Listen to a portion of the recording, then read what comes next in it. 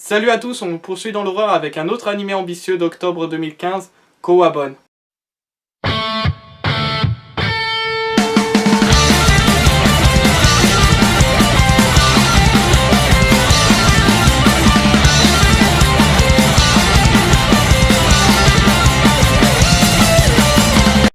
Kowabon est une œuvre originale du studio ILCA qui a travaillé sur Dwa My Girl Day et les 3 saisons de Yami Shibai.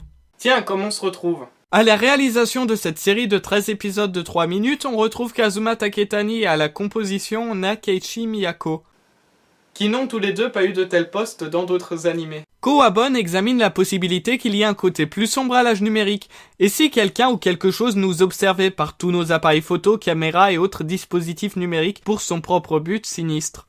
Dans une époque où les gens sont souvent le nez dans leur téléphone et d'autres outils, si l'on allait vers notre perte... Waouh! Tu sens le message arriver à Wattmill là ? La particularité de cet animé est qu'il a été intégralement réalisé en rotoscopie. Mais c'est quoi ? Y a des fois où je suis heureux qu'Oscar ne soit pas là, t'imagines le nombre de vannes qu'il nous aurait fait sur la colosco. La rotoscopie consiste à relever à chaque image les contours d'une scène filmée en vue réelle pour la retranscrire en animation. Cette technique a été au début utilisée fin 19e, début 20e siècle, mais le procédé a été ensuite amélioré et breveté sous le nom de rotoscope par les Américains Dave et Max Fleischer en 1915 pour la série Out of the Inkwell, dont le titre en anglais me fait me rappeler que j'ai un mauvais accent. Désolé. À l'époque, c'était projeté sur une table transparente et les contours des formes étaient tracés sur des calques. Maintenant, c'est fait numériquement et le premier animé japonais fait en rotoscopie a été Akuno Hana ou Les Fleurs du Mal, sur lequel je reviendrai peut-être dans un TSSLM à venir, mais dans pas mal de temps. Ça a pour but de rendre les mouvements plus réalistes, même si au début on se dit c'est pas beau, car inhabituel.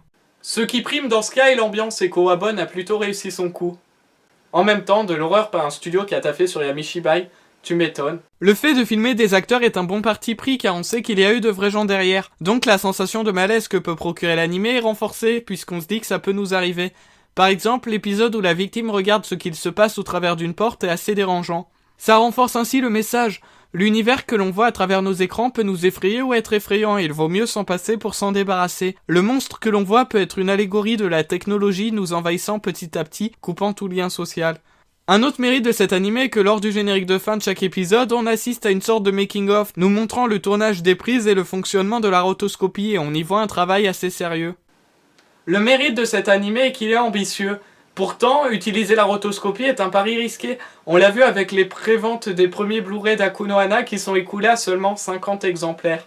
Alors qu'il est bon, mais enfin, c'était nouveau et j'y reviendrai sûrement dans le TSSLM qui lui sera consacré.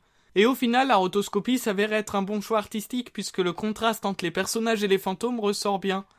De même pour l'identification à ces monsieur et madame tout le monde. Chaque épisode nous plonge d'un point de vue différent filmé par une caméra différente. On a ainsi une large palette de situations, à chaque fois vue d'un écran ou une fenêtre. Plus l'épisode avance et plus le malaise est prononcé par les effets visuels, les bugs. On arrive à instaurer une ambiance avec quelques bricoles, ce qui est assez remarquable. Contact établi. Un jour, on s'affrontera à l'MTS 995. J'ai appelé ce jour le jour promis.